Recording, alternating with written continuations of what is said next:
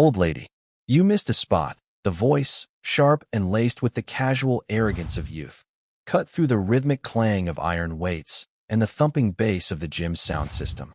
Sarah didn't flinch. Her gaze remained fixed on the scuffed linoleum floor, her hand moving the gray mop head in the same steady, overlapping strokes she always used. A small puddle of sweat, a perfect circle of someone's momentary exertion, marred the otherwise clean surface near a weight bench. Corporal Miller stood over her, his arms, thick with a new soldier's muscle, crossed over his chest. His friends, Davis and Johnson, flanked him, smirks plastered on their faces. The air around them smelled of bravado and cheap protein powder. The vast gymnasium at Marine Corps Base Quantico was a cathedral of physical perfection, a place where young bodies were forged into weapons. Sunlight streamed through the high, arched windows, illuminating dust motes dancing in the air and glinting off the polished chrome of 1,000 machines designed to build and break men. In this temple of youthful power, Sarah was an anomaly. She was a ghost in gray coveralls, a stooped figure who moved along the periphery, cleaning up the messes left by the gods of this domain. She was past 60, her hair a nest of silver tucked under a simple bandana, her face a roadmap of lines that spoke of a life lived far from the pristine confines of this base. Her movements, however, told a different story. There was no wasted motion. Each bend, each sweep of the mop, was executed with an economy of effort that was almost unnerving in its precision. It was a discipline born not of janitorial training, but of something else entirely, something older and far more demanding. Miller sighed theatrically, a sound designed for his audience. Hello? Earth to custodial staff. I said you missed a spot. Right there, he pointed a thick finger at the floor. Sarah stopped her mopping. She slowly raised her head, her eyes, the color of a faded summer sky, meeting his. They held no anger, no fear, no resentment. They held only a profound and unsettling stillness, as if looking at him from a great distance. She gave a single, slow nod, then maneuvered her mop bucket closer and began to work on the spot he had indicated, her silence a more potent response than any words could have been. Her quiet compliance seemed to enrage him more than defiance ever could. What's the matter, Grandma? Cat got your tongue. Davis snickered beside him. Maybe she's deaf, Johnson added, his voice unnecessarily loud. Can you hear us, ma'am? Sarah continued her work, her expression unchanged. The worn sleeve of her coveralls had ridden up her forearm slightly, revealing the edge of a tattoo. It was a dark, intricate design, faded by decades of sun and time, its details obscured. The young Marines didn't notice. They saw only what they wanted to see. A menial laborer, an invisible functionary, a target for their casual cruelty. This was not a new ritual. For weeks, Miller and his friends had made a sport of tormenting her. They would accidentally spill water bottles, track mud across her clean floors, leave weights scattered like dragon's teeth for her to navigate around. Each act was a small assertion of their place in the hierarchy, a reminder to her, and to themselves, that they were warriors and she was nothing. They were United States Marines, the tip of the spear. She was the one who cleaned the handle. Today, Miller felt particularly bold. He had just set a new personal record on the bench press, and the adrenaline was still singing in his veins. He felt invincible, bulletproof. He looked at the silent old woman and saw an opportunity to solidify his status as the alpha in his little pack. He picked up his shaker cup, a massive plastic container filled with a thick, chalky pink liquid. He took a long, performative swallow, then grimaced. Ugh, this stuff is terrible today. With a flick of his wrist, he upended the container. The entire contents splattered across the floor Sarah had just finished mopping, creating a sticky, obscene pink puddle that spread like a wound. The gym, which had been a cacophony of effort, seemed to fall a degree quieter. A few heads turned. A captain doing pull-ups in the corner paused mid-rep, his eyes narrowing. A pair of sergeants exchanging stories by the dumbbell rack fell silent. They watched, their faces a mixture of disapproval and inaction. They saw the blatant disrespect, the deliberate humiliation, but it was just the janitor. Intervening felt like an overreaction, a breach of an unspoken code that allowed the young and restless to blow off steam. Their silence was a form of consent. Miller grinned, a triumphant, ugly expression. Whoops. Clumsy me. He looked down at Sarah. Better get that. Wouldn't want it to stain. Sarah looked at the mess. Then she looked at the young man who had made it. For the first time, a flicker of something moved in the depths of her still eyes. It wasn't anger. It was something closer to pity. Without a word, she set her mop aside. She walked to the supply closet and returned with a roll of paper towels and a spray bottle. She knelt, her old knees cracking softly in the sudden silence. The position was one of supplication, of defeat. On her hands and knees, she began to wipe up the sticky, sweet-smelling fluid. As she stretched to reach the edge of the puddle, her sleeve, already loose, slid all the way up to her elbow. For the first time, the tattoo on her forearm was fully exposed. It wasn't a crude anchor or a girlfriend's name. It was a stark, stylized black raven, its wings swept back as if in a dive. In its talons, it clutched a single, downward-pointing dagger. The design was stark, precise, and utterly unfamiliar to the modern iconography of the Corps. It looked ancient, a relic from a forgotten age. At that exact moment, the main doors to the gymnasium swung open. The sudden influx of bright, clear daylight silhouetted the figure standing there. He was tall and broad-shouldered, his uniform a crisp forest green, the collar adorned with the 4 silver stars of a full general. Ribbons, a kaleidoscope of valor and service, covered his chest. It was General Marcus Thorne, the base commanding general, a living legend in the Corps, a man whose quiet demeanor concealed a will of tempered steel. He was known for 2 things: his encyclopedic knowledge of Marine Corps history and his absolute intolerance for any conduct that dishonored the uniform. His presence sucked the remaining sound from the room. Weights were gently lowered. Conversations died mid-sentence. Every Marine, from the lowest private to the highest-ranking officer, snapped to a rigid position of attention. Miller, Davis, and Johnson froze, their faces paling as they straightened their backs and locked their eyes forward. All except for one person. On the floor, Sarah Adams continued to wipe up the spilled protein shake, oblivious to the change in atmosphere. General Thorne's eyes, sharp and accustomed to taking in every detail of a battlefield in a single glance, swept the room. He saw the rigid postures of his Marines. He saw the guilty, averted gazes. He saw the puddle of pink goo on the floor. And he saw the old woman kneeling in the middle of it. His brows furrowed. This scene was wrong. It reeked of indiscipline, of disrespect. He started forward, his stride powerful and determined, his intention to correct whatever failure of leadership he was witnessing. He was about to call out the senior NCO in the room when his gaze fell upon the woman's arm. He stopped. It was not a gradual halt, but a sudden, complete cessation of movement, as if he had run into an invisible wall. His entire body went rigid. The other Marines, watching him, held their breath. They had only ever seen the general move with purpose. This stillness was alien, frightening. His focus narrowed, lasering in on the faded ink on the janitor's forearm. The raven. The dagger.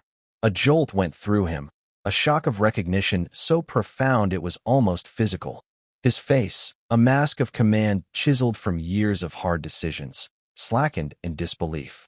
The 4 stars on his collar seemed to dim in the presence of that faded symbol. He blinked, as if to clear his vision, certain he was mistaken. But the emblem remained.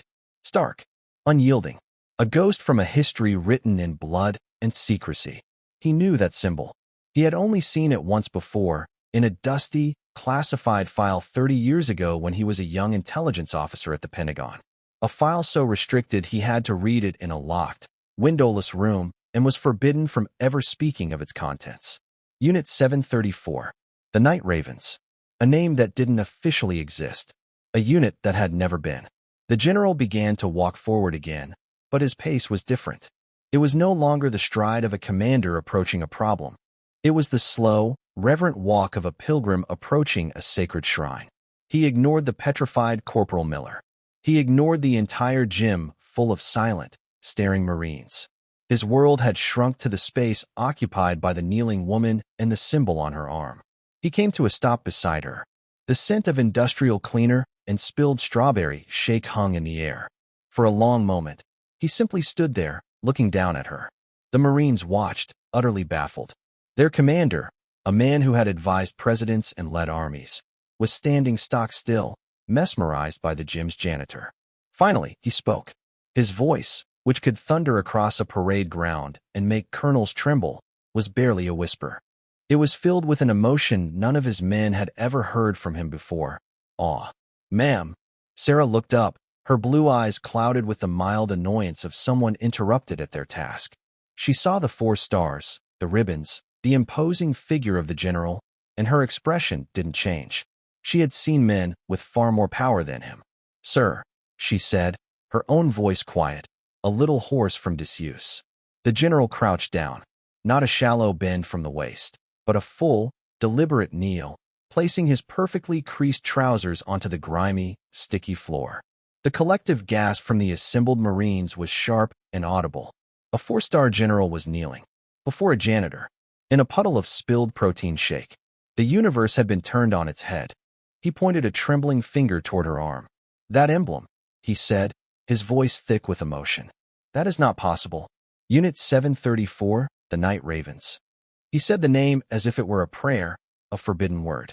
Sarah looked down at her own arm, at the faded ink that had been a part of her for more than 4 decades. She traced the outline of the raven's wing with her finger. 1,000 memories, 1,000 ghosts, rose behind her eyes. The humid jungle air, the taste of fear, the weight of a friend's body on her back.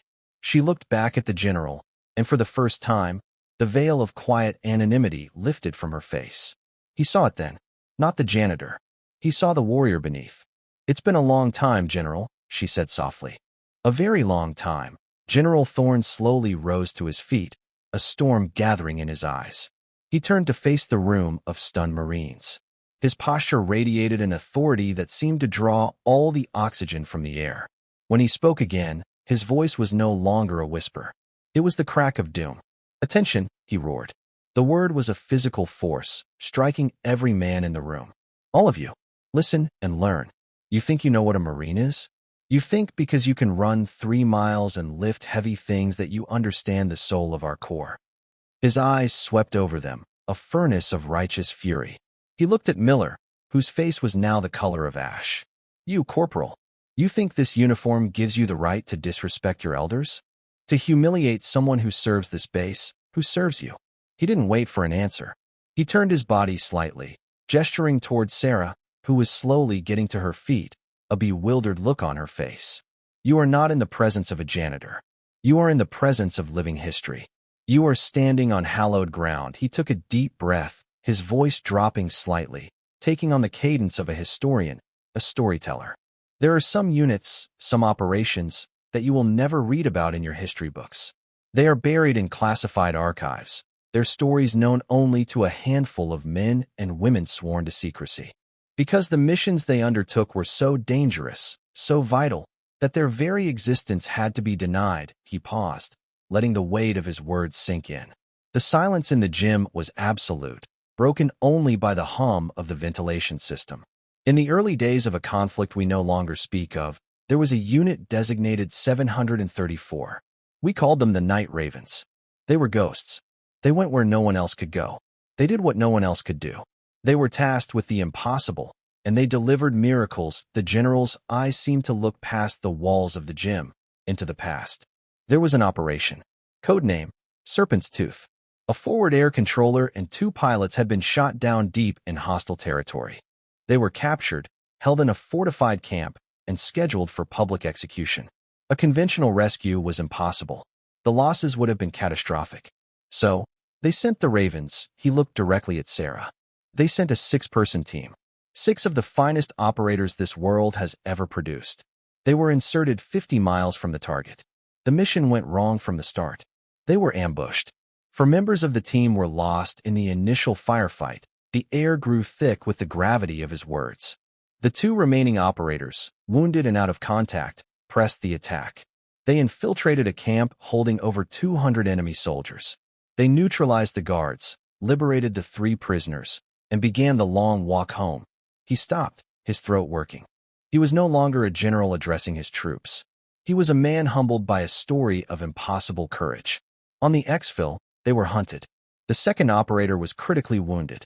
He couldn't walk. The last Raven, the sole survivor, refused to leave him. She carried him on her back.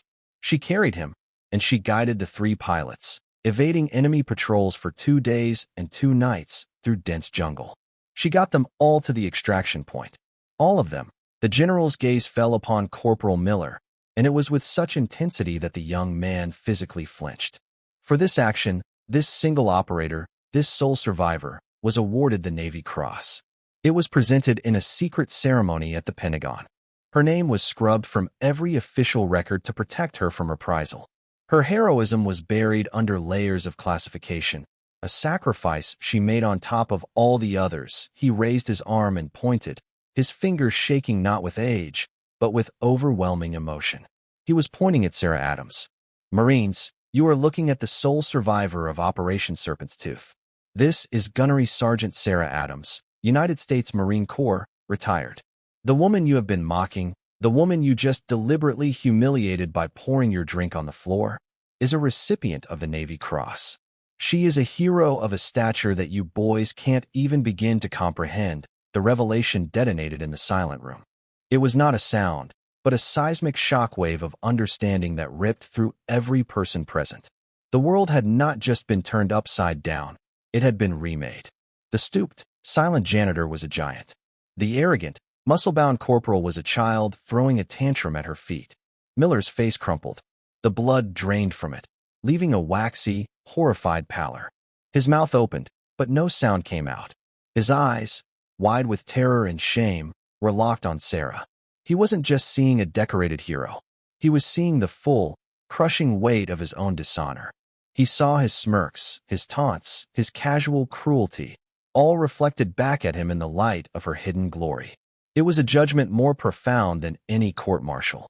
Davis and Johnson looked as if they had been struck by lightning.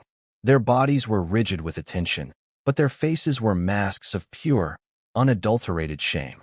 They were accomplices, their silent laughter a chorus of disrespect to a woman who had walked through fire for the very ideals they claimed to represent. The other Marines in the gym stared, their minds struggling to reconcile the two images, the quiet woman with the mop and the legendary warrior who carried a man on her back through 50 miles of enemy territory. They looked at her worn coveralls and saw the shadow of a uniform. They looked at her wrinkled hands and saw the strength that had saved 4 lives. They looked at her tired, quiet face and saw the face of true courage. General Thorne let the silence hang for a full minute, allowing the truth to do its work. Then, he turned his laser-like focus back to Miller. His voice was now quiet, stripped of all emotion, which made it infinitely more terrifying. Corporal Miller, you will be in my office tomorrow morning at 0600 sharp. You will be in your Service Alpha uniform. You will bring a copy of your service record book. For the next 30 days, you will be on remedial duty. Your duty will be to report to the base library every evening. You will read and write, by hand, a 1-page report on every single Navy Cross citation in the Marine Corps archives, starting with the Korean War. You will learn, line by line, what honor looks like. You will learn what sacrifice is. And maybe, just maybe, you will begin to understand the chasm that exists between the man you are and the Marine you are supposed to be. Is that understood? Yes, General. Miller's voice was a choked, strangled croak. And you? The General said, his voice rising again to address the entire room. All of you. You stood by. You watched this happen. You let a hero be dishonored in your presence because you lacked the moral courage to speak up. You have all failed. Every single one of you. You will all reflect on that failure. You will think about what the words Semper Fidelis truly mean. It is not just a slogan to be shouted. It is a promise to be kept. A promise to your fellow Marines, past and present. A promise you broke today. Dismissed, no one moved. They were frozen, pinned in place by the force of his words and the magnitude of their collective failure. The General turned back to Sarah. His face softened, the anger replaced by a deep, profound respect. Gunnery Sergeant Adams, he said, his voice now gentle. I apologize. On behalf of the entire Marine Corps. There is no excuse for what happened here, Sarah finally spoke. She looked not at the General, but at the terrified young corporal. Her eyes held no triumph, no vindication. They held only a weary, heartbreaking compassion. He's just a kid, General, she said, her voice raspy but clear. They're all just kids. They're taught to be aggressive, to be strong. Sometimes they forget where to point it. She looked at Miller, whose eyes were now swimming with tears of shame. They don't know what real war looks like. They don't know what real enemies are. And I pray to God they never have to learn. Her forgiveness was more devastating than the general's wrath. It wasn't a pardon, it was a lesson. It demonstrated a strength Miller couldn't even fathom, a moral high ground he could never hope to assault. She wasn't just a physical hero, she was a hero of the spirit. She refused to hate the boy who had tormented her, because she had seen true evil, and this was not it. This was just ignorance.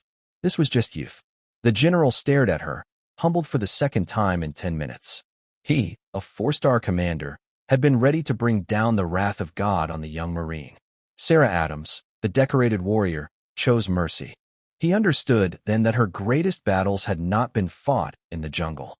They had been fought in the quiet chambers of her own heart, in the daily choice to live with dignity and grace in a world that had forgotten her sacrifice. He nodded slowly, accepting her wisdom. As you say, Gunny. He straightened his uniform and offered her his arm, a gesture of old-world chivalry that seemed both out of place and perfectly right. Ma'am, may I have the honor of escorting you from this place? Sarah looked at his offered arm, then at her own hands, still grimy from the floor. She wiped them on her coveralls and then, with a small, tired smile, she accepted. Thank you, General. I'd like that. As General Thorne and Gunnery Sergeant Sarah Adams walked toward the exit, something incredible happened. The captain in the corner, a man with his own combat decorations, dropped from the pull-up bar, stood ramrod straight, and rendered the sharpest, most heartfelt salute of his life. One by one, every other Marine in the room followed suit.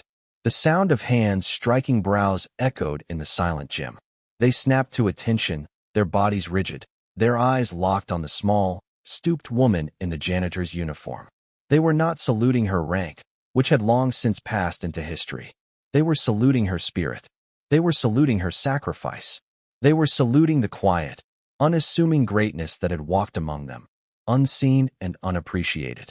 Corporal Miller stood frozen, his arm glued to his forehead, hot tears streaming down his face, blurring his vision of the woman he had wronged. He was saluting a legend he had tried to break. The story of that day became a part of the institutional memory of Quantico. The gym was never the same. A quiet reverence settled over the place. The Marines who had witnessed the event trained harder, pushed themselves further, but they did so with a newfound humility. They learned that the true measure of a warrior was not in the size of their biceps, but in the size of their heart. Corporal Miller, as promised, spent his next 30 days immersed in the stories of heroes. He read about the courage at Iwo Jima, the frozen resolve at the Chosin Reservoir, the desperate valor in Fallujah. And with every page he turned, he saw Sarah Adams's face. He served out his enlistment, and then, against all expectations, he re-enlisted. He became a career Marine, known for his quiet professionalism, his fierce defense of his subordinates, and his unwavering respect for every single person on the base, from the highest-ranking officer to the newest recruit, to the civilian staff who swept the floors. He spent the rest of his life trying to live up to the standard of a woman who had shown him what true honor looked like, not with a lecture, but with a quiet act of forgiveness. Sarah Adams continued her job at the gym for another year before finally retiring for good. She was no longer invisible. The young Marines would stop by her closet to say hello, to offer her a bottle of water, to ask her, respectfully, about her day. They never asked about the war. They knew that was a sacred, private place. But they saw her. They truly saw her. And sometimes, in the quiet moments of the day, a young Marine, struggling with the weight on his shoulders, both literal and figurative, would look over and see her, quietly sweeping the floor. He would see the faded raven and dagger on her arm, a silent testament to a hidden history. And in that moment, he would understand that the greatest strength is not the kind that shouts its own name, but the kind that endures, unseen, in the quiet dignity of a well-lived life.